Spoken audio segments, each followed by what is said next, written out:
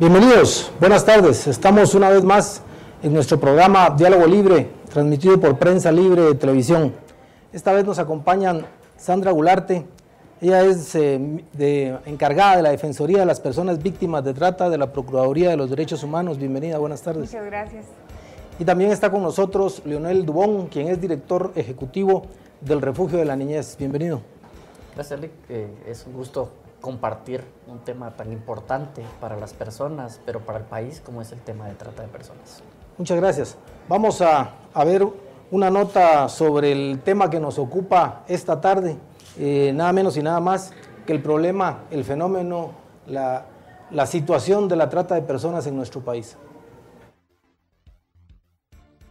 Un informe presentado por la Comisión Interamericana de Derechos Humanos refleja la dramática realidad de la violencia en sus distintas formas de la que son víctimas los niños, niñas y adolescentes, y cómo sus derechos son vulnerados en la región de las Américas.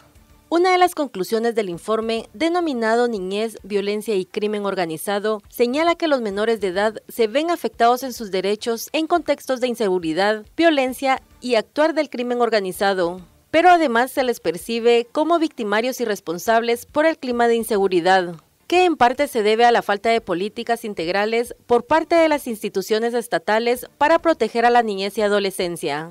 En países como Guatemala, los niños son utilizados con frecuencia para actividades relacionadas con el tráfico y venta de drogas y acciones delictivas, mientras que las niñas son víctimas de violencia sexual obligadas a mantener relaciones forzadas con integrantes de los grupos criminales. Bien, entonces arrancaremos esta interesante plática.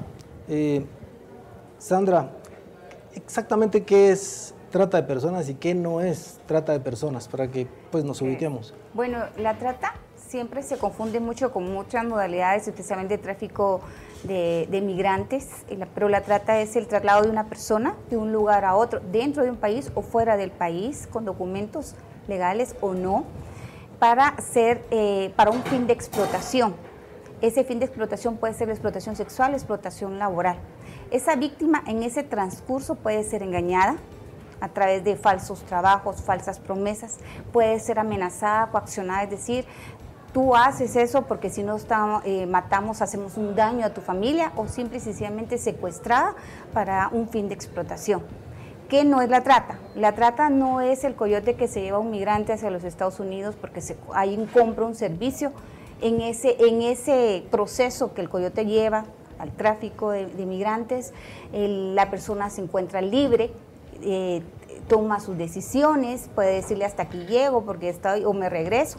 En cambio en la trata tenemos de que la víctima pierde totalmente su libertad, está a manos del tratante, se cosifica a la persona. Leonel, con esta, digamos, explicación de qué es trata y qué no es trata, vemos que estamos ante un fenómeno bastante complejo y de alguna manera doloroso, ¿verdad? La pregunta es, ¿cuál es exactamente la situación de la trata en nuestro país? Ahorita mismo, ¿qué tan grave y qué tan extendida es ese problema? Bueno, solo quisiera antes como tal vez resumir una idea con respecto a la trata, y es para que sea más fácil de comprender, porque a veces los conceptos nos cuesta un poquito como se hace en sociedad entenderlos. Primero hay que entender que la trata no es nada más y nada menos para nuestra sociedad que es el comercio de seres humanos. O sea, cuando se comercializa con seres humanos, cuando se negocia con seres humanos, cuando se compra o se vende seres humanos, estamos frente a un tema perverso de negocio de seres humanos, que es la trata de personas. En cuanto ya puntualmente a la pregunta, la situación de Guatemala es grave y no lo decimos desde ahora, lo hemos venido advirtiendo desde hace más de 20 años las diferentes organizaciones que articulamos o integramos la red contra la trata de personas. Primero, cuando se construye la ley en el 2008 y entra en vigencia en el 2009, ya se sabía que Guatemala presentaba ciertas características especiales que hacía que el tema de la trata fuera muy diverso. Y, por ejemplo, en el artículo 47 de la ley de trata de personas se establecieron 14 formas, pero fácilmente puede ser 16 porque hay dos que están como acuachadas que se convierten en 4. La que es más común o más conocida, por ejemplo, es la trata por explotación sexual, que es lo que se llama prostitución de niñas, muchas veces mal utilizado el concepto. Tenemos también la trata por mendicidad, tenemos la trata por explotación laboral, tenemos la trata por adopciones. Entonces, hablar de la complejidad del fenómeno en Guatemala es sumamente grave, porque en el reciente informe que planteaba UNICEF y la CICIG sobre la situación de trata de personas, están hablando de 48,000 víctimas en 4 años, que es un subregistro todavía. O sea, que no son datos, porque no se puede también ir registrando todos los casos de esa trata invisible. Pero si hablamos de trata, como lo establece la ley de Guatemala, en una de sus formas, como es el reclutamiento de personas menores de edad para actividades delictivas, estamos hablando fácilmente de 75,000 a 100,000 niños y niñas. Pero si hablamos de trata por explotación laboral, estamos hablando de más de 100,000 niños y niñas que podrían estar siendo explotados laboralmente en el país, porque son retenidos, porque están por abajo de condiciones de vida. Últimamente hemos visto el accionar de la Procuraduría General de la Nación junto a la SBET, rescatando niños que están en mendicidad en las calles. Fácilmente podemos hablar de unos 5,000, de 10,000 niños en esas condiciones, que hoy por hoy se ha dado un fenómeno de algunas localidades como Nahualá en Sololá, donde las mismas familias por 300 quetzales alquilan niños para que vengan a mendigar a la ciudad capital. Entonces, la trata en el país tiene muchas caras y eso lo hace un fenómeno mucho más complejo y grave sobre todo. Y desde la óptica de la Procuraduría de Derechos Humanos, ¿cómo dimensionan ustedes el nivel de problema que tenemos en el país? Bueno, primero hay que decir que la trata de personas desde el enfoque de derechos humanos es la peor violación al derecho humano, porque se viola el derecho a la libertad. Nadie puede ser esclavo, todos nacemos libres y desde esa percepción tenemos que ver la trata primero. Bueno, como lo dijo mi compañero, los números son muy grandes. Lamentablemente es un delito invisibilizado. ¿Por qué? Porque se ha naturalizado. El tema de la prostitución infantil mal dicha, como dice Leonel, pues nosotros miramos un montón de niñas de 14, 15 años en los bares. Y es parte de la plática donde le dicen, mira, hay nueva carne, hasta así hablan de las niñas en las comunidades. Y se naturaliza que hagan personas menores de edad en un bar, se naturalizan las adolescentes que las estén explotando. Y desde esa naturalización nos damos cuenta de que no hay denuncias. Lamentablemente solo se tuvieron 390 denuncias, un poco más en el Ministerio Público para un delito tan grave como es en Guatemala. Y eso se da a partir de que nosotros miramos normal la explotación de niñas y adolescentes por la explotación sexual, miramos normal la explotación de niños o adolescentes en las calles o en fincas o en el trabajo doméstico, que es lo más oculto que hay hoy por hoy, porque está en una situación privada y es normal, porque no lo miramos realmente como una violación y como un delito que está penalizado. Y es a partir de que no hay denuncias. Y el Guatemala ha despertado definitivamente. Hablábamos de 200 denuncias aproximadamente en el año 2010, cuando se inicia con una ley que realmente es una ley muy positiva para Guatemala, y hoy por hoy estamos casi duplicando las denuncias. Pero eso conlleva también grandes retos para el Estado, porque una denuncia implica una investigación seria y con celeridad, pero también significa un rescate que conlleve una atención a un proyecto de vida de la víctima, una obligación del Estado, y eso todavía es un gran reto para Guatemala. Ok, Leonel, de tu experiencia, ¿cómo se presenta el problema de la trata si lo vemos geográficamente en nuestro país? Es decir, uno se imagina en el caso de los migrantes los problemas que hay en las fronteras, por ejemplo, pero en el caso de trata puede que no sea igual. ¿Cómo es? ¿Cómo se comporta? Bueno, esta es una pregunta interesante y que nos puede ilustrar mucho el fenómeno. Primero hay que identificar el tipo de trata que estamos hablando. Por ejemplo, si estamos hablando de la trata por explotación sexual, lamentablemente comparte las mismas rutas con el narcotráfico y con el tráfico ilegal de armas y con el tráfico de migrantes. O sea, son los mismos puntos, los mismos recorridos, porque a la final, lamentablemente, las niñas que son víctimas de explotación sexual, hay dos tipos de consumidores. Y uno de los consumidores, lamentablemente, es el crimen organizado. El crimen organizado utiliza mucho a las niñas, no solo para negociar con ellas, sino para servirse de ellas. Entonces, podría ser que en la trata por explotación sexual se compartan rutas. Pero hay otro tipo de trata, por ejemplo, la trata que menciona Sandra por trabajo doméstico. Si hoy por hoy decidiéramos como país dar un abordaje al tema de la trata por trabajo doméstico en la modalidad de explotación laboral, seguramente las instituciones no tendrían la capacidad de poder rescatar a las miles y miles de niñas que hoy están siendo explotadas. Seguramente, si ayer vimos 80 órdenes de captura o 100 órdenes de captura, estaríamos viendo en un solo día 500 órdenes de captura, porque lamentablemente muchas personas de clase media están explotando laboralmente a niñas de 12, 13 años en su casa, donde las tienen en trabajo doméstico con horarios de 4 de la mañana a 10 de la noche y de lunes a domingo y sin acceso a la educación, sin acceso a la salud, sin un salario mínimo. Pero hoy por hoy también estamos enfrentando otro fenómeno, que es el crecimiento de las tiendas de barrio de colonia. Cuando uno va a una tienda de barrio de colonia, encuentra fácilmente en las tiendas 4 o 5 niñas indígenas en la tienda tortillería, que están trabajando desde las 4 de la mañana también hasta las 12 de la noche y tienen periodos para dormir de 4 o 5 horas, y estas niñas no reciben un pago, lo recibe la familia, y la familia está recibiendo 500 quetzales por niña que entregan a cada tienda y tortillería. Y cuando uno se da cuenta de quiénes son los dueños de estas tiendas, no son gente comunitaria que vino al país, o sea, son comerciantes que tienen fácilmente en cada colonia 4 o 5 tiendas, y tienen 20 colonias donde tienen su circuito de tiendas. Es todo un negocio de aparente microempresa, que no solo es el tema de trata el que hay que perseguir en estos negocios, también la evasión fiscal. Estas tiendas tampoco reportan al fisco todo lo que se consume, porque por cada cosa que la gente compra no emiten una factura. Entonces es un tema muy profundo, pero habría que preguntarse qué capacidad tiene el Estado de poder rescatar de la noche a la mañana a 5,000 niñas, a 10,000 niñas, y qué hacemos con ellas. O sea, ese es un problema serio.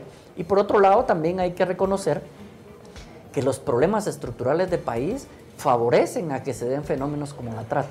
Y cuando hablo de factores estructurales de país, hablo del patrón machista y patriarcal que tenemos, porque seguimos viendo a la niña como un objeto sexual y seguimos viendo a la mujer en una relación de poder que o se le puede usar sexualmente o se le puede usar perversamente para oficios domésticos. No le damos el lugar ni a la niña ni a la mujer que requiere con dignidad en una sociedad. Entonces, esos patrones culturales o llamados culturales y estructurales hay que cambiarlos en el país. Si no cambiamos eso, seguiremos explotando a las niñas triste y dolorosamente.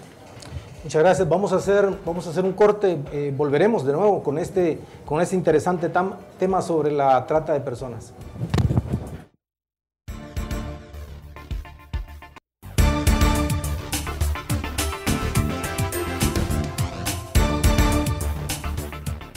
Si ignoras lo que sucede en el país, nunca serás libre. Pero si realmente quieres ser libre, lee, investiga, piensa. Infórmate a la mañana, al mediodía, en el bus. Y si no has empezado o sientes que no es para ti, entiende que ser libre no tiene edad ni condición social. Es por eso que Soy Prensa, soy libre. Prensa Libre, un periodismo que evoluciona.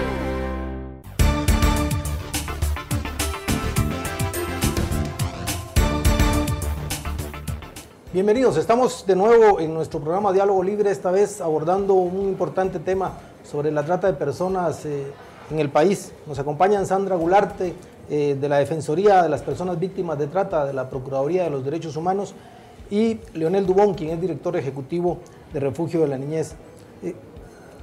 Desde la óptica de la Procuraduría de los Derechos Humanos, ¿qué recomendación se puede hacer a las personas para no caer en las redes de trata? Es decir, ¿cómo se identifica? ¿Cómo saber un adolescente, un niño? No sé si eso cabe también. O los padres de familia, ¿en qué momento están en mayor o en menor riesgo? Bueno, para medidas de prevención de la trata, yo creo que el tema de la información es básica, solamente que hay que ver diferentes informaciones pensando en estas 14 modalidades que Leonel acaba de indicar. Yo creo que el primer circuito de protección es la familia, es la responsabilidad paterna y materna que existe. No podemos hablar de niñas, adolescentes que están siendo vendidas por las propias familias. O una responsabilidad del padre de darle información. Muchas veces los padres no saben qué es la trata, no hay controles de ellos dentro de la casa. El tema de acceso a internet, a las redes sociales, que es un mecanismo por la cual los tratantes llegan hoy por hoy a los adolescentes, hombres y mujeres, porque no solamente estamos hablando de las niñas. El no tener ese control, el no hablarles, el que ellos tengan acceso a redes sociales, se comuniquen con personas que muchas veces algunas no tienen los perfiles que son, algunas veces son personas mayores y que buscan esos medios para contactarlas, para hacer sus amigos y llegar por esos medios. Entonces ahí es donde la familia tiene un alto nivel de importancia para comenzar a tener ese medio de seguridad, esa casa donde nadie debe de tocarlas, ni nadie debe de llevarlas o engañarlas para ser una víctima de trata. Pero también tenemos que hablar de que en la trata el 70% de las víctimas son por explotación sexual, y por supuesto habrán muchas modalidades que tendrán y que están todavía escondidas y no sabemos la magnitud. Pero tenemos que reconocer que el cuerpo de la mujer no se toca, no se vende, no se alquila, no es de propiedad de nadie, sino de ellas mismas. Y esto hablo del derecho de que la niña no es un objeto sexual y que no puede ser vista ni vendida por nadie, incluyendo a la familia. Eso es un nivel de protección. El otro, en el tema del trabajo forzado en todas sus formalidades, Guatemala tiene un 60% de nivel de pobreza. Eso implica de muchos jóvenes que necesitan oportunidades de desarrollo que Guatemala no se las está dando, sus derechos económicos sociales. Entonces esa es la población que está más vulnerabilizada a creer en falsas ofertas de trabajo.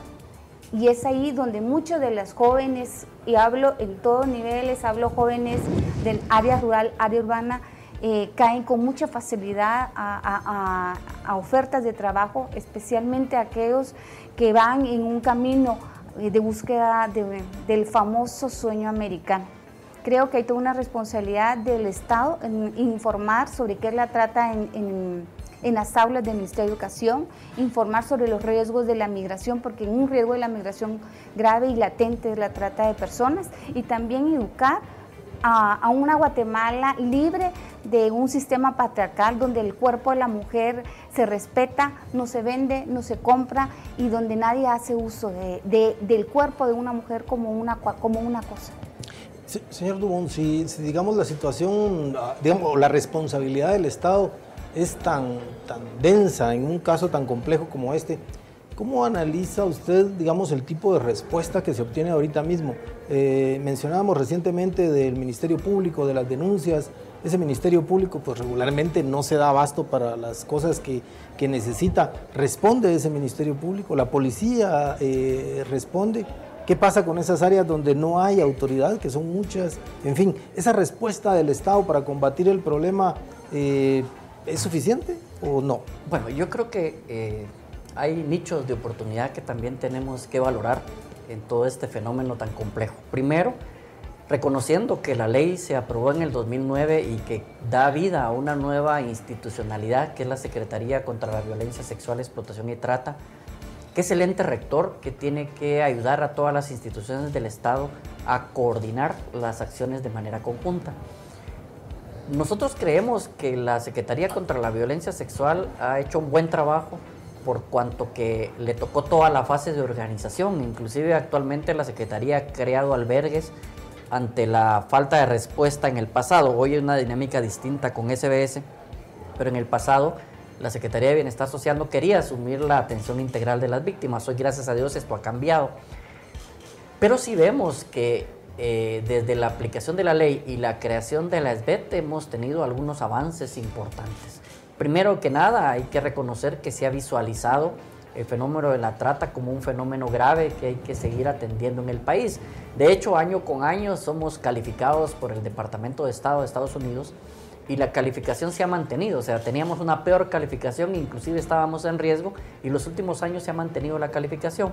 Pero no es la única institucionalidad que se ha fortalecido en los últimos años. También se creó la Fiscalía de Sección de Trata de Personas. Hoy el Ministerio Público está en mejores capacidades. Se elevó a Defensoría, que era unidad antes en la Procuraduría de Derechos Humanos. Entonces nosotros creemos que las diferentes instituciones algunas de ellas que están alrededor de la Comisión Interinstitucional contra la Trata que dirige el Ministerio de Relaciones Exteriores, donde se han creado otros instrumentos como protocolos de repatriación, como protocolos de atención. Si nosotros hacemos un análisis de lo que del 2009 para acá hemos logrado, yo creería que hay un avance importante que hay que reconocer a las diferentes instituciones. Ahora, el problema más grande es que el fenómeno de la trata es mucho más agresivo y mucho más fuerte de lo que hemos sido capaces, no solo Estado, sino sociedad civil, de poderlo combatir o responder hasta este fenómeno. Porque primero que nada es un fenómeno cambiante, es un fenómeno que muta, que evoluciona significativamente. En otras de las modalidades de trata que tenemos establecida en la ley, que es la trata por adopciones irregulares, hoy por hoy nos hemos dado cuenta que la gente ha buscado otras formas de obtener niños sin pasar por el proceso que regula el Consejo Nacional de Adopciones. Esto quiere decir que la gente, como negativamente dicen algunos abogados, echa la ley, echa la trampa. O sea, se hizo la ley, pero ahora la gente está tratando de burlar la ley porque va evolucionando el fenómeno. Entonces yo creo que el fenómeno era tan fuerte y tan grave y tan poco abordado que hoy estamos teniendo los primeros resultados, pero no tenemos que cruzarnos de brazos y decir ya el problema está resuelto. No, yo creo que hoy tenemos mejores condiciones para combatir un fenómeno tan grave, pero hace falta muchísimo por hacer de todas las instituciones que tenemos responsabilidades. La cantidad de condenas por trata de personas todavía sigue siendo muy baja. Recientemente instalaron la nueva sala tecnológica en el Ministerio Público que va a perseguir delitos cibernéticos, como por ejemplo todo el tema de pornografía, donde hay trata de personas. Ese es un avance importante que tenemos que reconocer al actual Ministerio Público y al actual fiscal y a la Fiscalía de Trata, que antes no teníamos. Antes, cuando había un delito de trata de personas o encontrábamos pornografía que se estaba circulando, tardaban 3-4 meses en una investigación porque se tenía que acudir a mecanismos a Estados Unidos para lograr identificar de dónde provenía ese material. En el último caso que tuvimos hace unas semanas, en 24 horas de presentada la denuncia, en 24 horas se hicieron las capturas. Eso quiere decir que hay mejor capacidad de respuesta. Seguramente hace falta mucho por hacer. Hay que inyectar de muchos recursos a las instituciones, porque las instituciones que están abordando el tema tienen mucha carencia de recursos y se puede tener toda la mejor voluntad, pero si no se tienen los recursos y la tecnología necesaria, es difícil combatir un fenómeno tan complejo, porque estamos compitiendo contra el crimen organizado. Ahora, la Procuraduría de los Derechos Humanos podría tener un poquito más hecho este mapa. Hagamos el símil. Si Guatemala tiene un problema de corrupción, ya se ve que nos tenemos que cuidar de los partidos políticos, de los empresarios, hasta de los banqueros o de la televisión abierta. Es increíble, ¿verdad? Pero cuando hablamos de la trata de personas, ¿de quién debemos cuidarnos? Es decir, ¿quién está detrás de la trata de personas? Y hasta dónde, digamos, se da esta mezcla de narcotráfico y por lo tanto ahí hay trata o no, o han identificado algún otro tipo de crimen organizado que está trayendo la trata. ¿Cómo mapear esos grupos, digamos, que se dedican a esta práctica? Wow. Primero quiero decirle que la PDH, pues no hacemos investigación penal, recibimos violaciones de derechos humanos y supervisamos a las instituciones. ¿Cómo se ha incrementado el crimen organizado y la trata? Es algo que todavía se está preguntando, se están haciendo investigaciones. El informe que CICIG presentó la semana pasada, conjuntamente 2 días antes nosotros en la PDH, hace una investigación muy clara sobre el tema de cuánto cuesta o cuánto de ganancia da la trata. Y ellos hablaban, si no estoy mal, son 12.000 millardos de quetzales de ganancia anualmente por las víctimas, 1.600.000 por cada víctima, creo que es la ganancia. Para eso, solamente el decir esas cantidades en dinero, nos estamos hablando que estamos hablando de una trata doméstica. Aquí hay redes de trata profundas, donde hay, por supuesto, funcionarios a altos niveles. Yo no puedo decirle para altos niveles que hay en eso. Y le digo altos niveles porque en la PDH hemos observado el fenómeno por muchos años. Y no puede ser que una víctima de trata entre al país centroamericana, no hablo centroamericana, una víctima del cono sur, y tenga al mes de haber entrado al país papeles legalizados, con trabajo autorizado, todo cuando a muchos centroamericanos les cuesta 2, 3, 4 años hacer un trámite de residencia. Entonces, ¿cómo una víctima con mucha facilidad puede entrar, ingresar, salir al país, tener todo legalizado? Eso significa de que hay funcionarios que están relacionados al crimen organizado. ¿Cómo mapear eso? Yo no le podía indicar. Las denuncias del año pasado fueron extrañas porque siempre salen por 4 o 5 años que el mayor es, por supuesto, Guatemala es el departamento con mayor nivel de denuncias, pero en ese mapa sale siempre Alta Verapaz y Escuintla. Y entonces ahí relaciono lo que dijo en algún momento Leonel Dubón. Alta Verapaz es un departamento donde se ha visto el ingreso de redes de narcotráfico. Además, es fronterizo totalmente con México. Y ahí hay un consumo de la trata, hay un traslado y puede haber todo un mecanismo de relacionamiento con la trata de personas en sus diferentes formas y el crimen organizado por esa flexibilidad fronteriza que existe. Más creo que en el tema, aquí quisiera que me apoyaran en él, pero el informe de CICIG habla muy bien de millardos de quetzales donde hay que preguntarse el sistema bancario. ¿Por qué no ha investigado de dónde sale tanto dinero? ¿O dónde podría salir? No lo tienen bajo el colchón, digamos. Exactamente. Yo aquí sí quisiera profundizar con situaciones claras. Nosotros proveímos alguna información de casos a CICIG cuando estaban haciendo esta investigación. Y voy a traer a colación el caso del bar Chopper, porque es un caso ya muy avanzado. Traía solo colombianas. Y un grupo de niñas o adolescentes colombianas se logra escapar de este bar y va a la Embajada de Colombia y nos piden ayuda y apoyamos el caso. Una de las víctimas que colaboró mucho en el proceso nos manifestó que ella pagó $20,000 para venir a Guatemala de Colombia. O sea, el compromiso fue que tenía que pagar $20,000 y los $20,000 los hizo en 3 semanas y se escapó al mes porque ya llevaba más de los $20,000 y no la dejaban salir del bar Chopper. El bar Chopper fue un bar muy famoso que fue cerrado y donde el propietario de este bar apareció muerto en el puerto de San José 3 o 4 semanas después del escape de las colombianas, pero también apareció un cadáver de una joven nunca identificada que fue quemado en un arriate central de Ciudad San Cristóbal, lugar cercano donde estaba el bar. Este caso ejemplifica cómo se manejan esas redes y esas estructuras de crimen organizado. O sea, son grandes cantidades de dinero. Nosotros en los albergues hemos tenido colombianas, ecuatorianas, costarricenses, mexicanas, estadounidenses, centroamericanas de Nicaragua, Honduras, de El Salvador.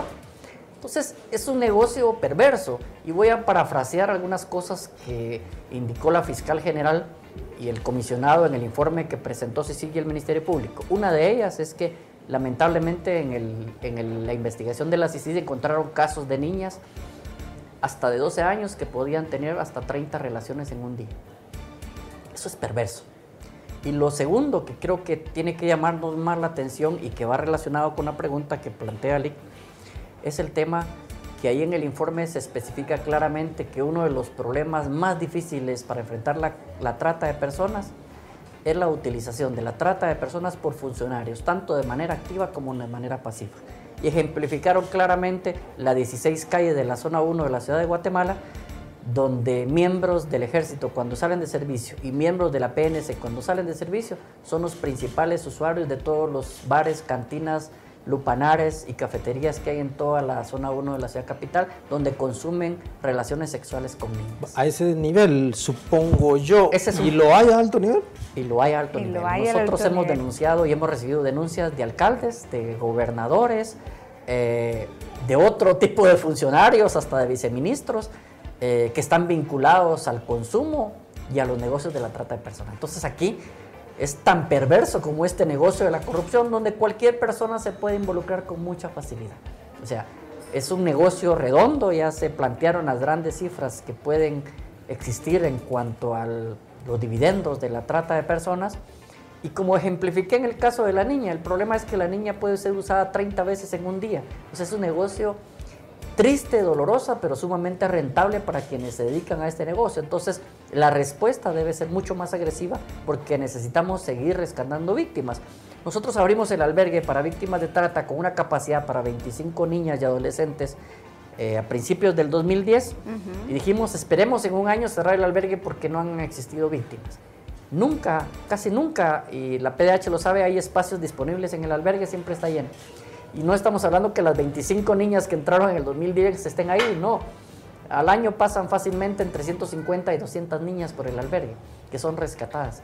Y luego abre la SB 3 albergues y se mantienen también sumamente llenos. Eso quiere decir que el fenómeno sigue evolucionando, sigue mutando y tenemos que ser mucho más agresivos para combatirlo. Ahora, la pregunta, digamos, del millón es, si volvemos a nuestro ejemplo de la corrupción, ahí estamos viendo un poquito de luz, ¿no? Está como evidenciándose un poquito por dónde venía la situación.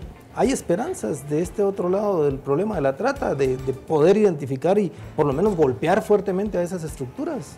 Yo no he visto, yo reconozco los avances con el Ministerio Público, tiene una Fiscalía de Sección, yo creo que una de las mejores especializadas en Centroamérica, con muchas capacidades, pero un caso realmente de trata donde se toque ese entramado de redes, porque cuando hablamos de trata hablamos de 3 formas de redes. La particular, que es aquella persona que vende a su hija o vende o alquila por ir a trabajar, que puede ser un familiar o alguien muy cercano. La comunitaria, donde son 2, 3 personas, y las grandes redes, que son las transnacionales.